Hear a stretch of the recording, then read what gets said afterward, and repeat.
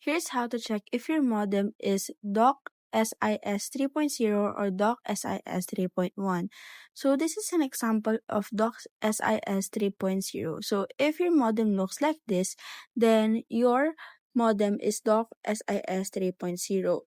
As you can see, DOCSIS 3.0 has multiple ports on its back so that you can connect your laptop, PC, or any another additional router to your end. Now let's take a look what it looks like to have a DOCSIS 3.1.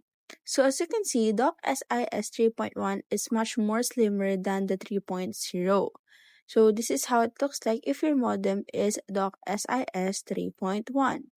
When you check behind it, you can see that there is only one port that you can actually use.